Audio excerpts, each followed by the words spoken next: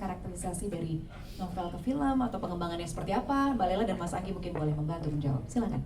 Terima kasih. Selamat sore. Assalamualaikum warahmatullahi wabarakatuh. Bentar lagi ya buka puasa. Sebetulnya saya tuh agak serem dikit gitu ya melihat respon setelah pengumuman kita tanggal 1 itu Desember. Pertanyaan paling banyak adalah Gustinya siapa? Gue pengen tonjok gitu kan. Banyak sekali yang nanya itu. Tapi yang kedua adalah awas ya kalau nggak persis kayak novel gitu. Karena saya sendiri seorang penulis review film di Tempo puluhan tahun, dan saya tahu betul yang namanya film dan buku adalah dua medium yang berbeda. Jadi dari awal saya sudah tahu betul bahwa ketika ini mau diangkat sebagai film dan saya bersama Mas Anggi sama-sama menulis, itu bukunya memang harus kita singkirkan. Kita hanya mengambil jiwanya dan pilar-pilarnya begitu ya. Tapi kita tidak mungkin mengikuti page by page atau chapter by chapter, karena malah jadi, menurut saya itu akan menjadi film yang buruk. Jadi that's what we did. Lebih jiwanya ya, karakter-karakternya tentu sama, tetapi there's no way kita akan persis seperti buku. Jalan ceritanya tentu kita ambil yang umum seperti buku, tapi apa yang disebut sama Mas Anggi konteks, kita harus memberi konteks. Karena kalau buku kan ada strukturnya tersendiri. Nah, ketika membuatnya audiovisual, kita harus ingat gitu bahwa tidak semua orang sudah membaca bukunya, dan kedua, orang tetap harus mempunyai background, harus punya konteks. Winatra itu apa?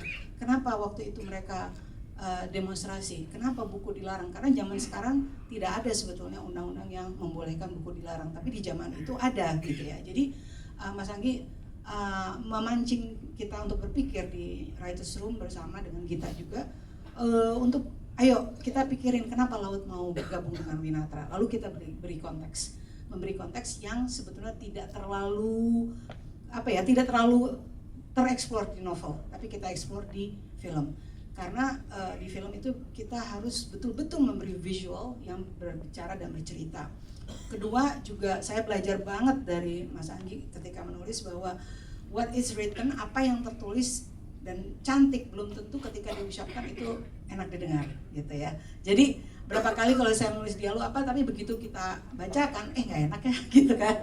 Jadi harus kita revise gitu, dan itu yang saya belajar banyak dari Mas Anggi, bahwa what's written is always different from what's pronounced gitu ya. Yang dipronounce itu tuh kita harus dengerin, pas kita dengerin kita ucapkan oh iya ya, aneh rasanya gitu. Jadi berapa kali kita revisi draftnya berkali-kali, karena we really want to make good movies, dan betul-betul untuk semua orang. Jadi tidak hanya mereka yang sudah membaca, tentu saja yang membaca kita welcome banget, senang banget, tapi juga mereka yang belum membaca juga harus ikut menikmati gitu. Dan mudah-mudahan ini nanti ketika masanya di bioskop kalian semua menyukainya. Terima kasih. Thank you Mbak Lela. Mas Anggi mau menambahkan sesuatu?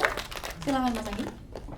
Saya kira benar bahwa memang ada tentu saja ada perbedaan novel setebal itu untuk diwujudkan semua ke dalam sebuah film yang punya batasan durasi, itu pasti tidak mungkin gitu ya. Kita mengambil hal-hal yang momen-momen yang paling kemudian bisa kita tularkan sebagai kata-kata kunci ketika kita berbicara mengenai sebuah era, di mana salah satu yang paling pokok sebenarnya yang diambil adalah satu kekuatan persahabatan, satu kekuatan keputusan untuk membuat gerakan bersama-sama atas dasar kemanusiaan.